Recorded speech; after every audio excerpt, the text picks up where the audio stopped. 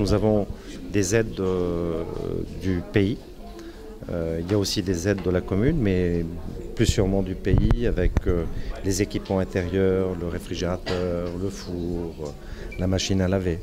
Donc ce sont des aides supplémentaires que l'on peut apporter pour que les familles comme Maman Céline puissent bénéficier très rapidement de ces équipements d'intérieur et commencer à vivre une vie normale. Vous savez, il y a toujours des problématiques qui se posent lorsqu'on lance des constructions. Vous voyez ici, par exemple, nous sommes à proximité d'une rivière qui s'éteint évidemment lorsqu'on est en période de sécheresse, mais qui pourrait tout à fait reprendre en période pluvieuse et qui pose des problèmes de sécurité. Donc il faut absolument drainer l'eau en question au travers de ce talweg pour éviter qu'il y ait des débordements et surtout sécuriser par rapport au lotissement en question. Donc il y a des impondérables qui peuvent se poser à un moment donné. On met la sécurité en avant. Ce qui est important surtout, c'est qu'aujourd'hui, enfin, ce lotissement est terminé. Alors cette année, nous aurons remis un peu plus de 200 clés.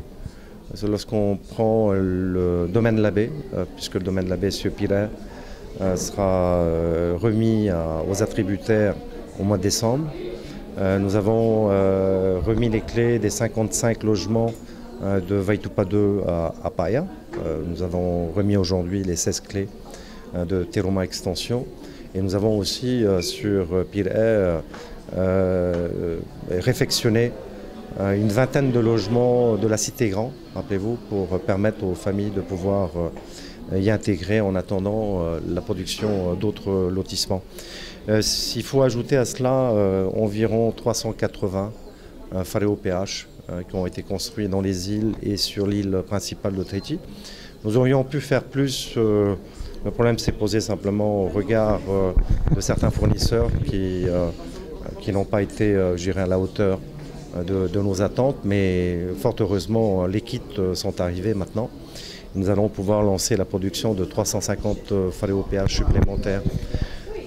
Pour terminer, il y a bien sûr la réalisation des opérateurs privés avec les OLSP. Il y a 9 sociétés aujourd'hui, 5 immeubles sont en cours de construction. Donc nous aurons une production beaucoup plus importante l'année prochaine au regard de 2018. C'est le rythme de 1000 logements. Nous sommes à 750 logements sur 2018. Il faut que l'on atteigne les 1000 logements en 2019, mais on pourra atteindre ce chiffre-là avec l'aide également des opérateurs privés, notamment sur les ventes en état futur d'achèvement. On espère bien que des opérations soient lancées.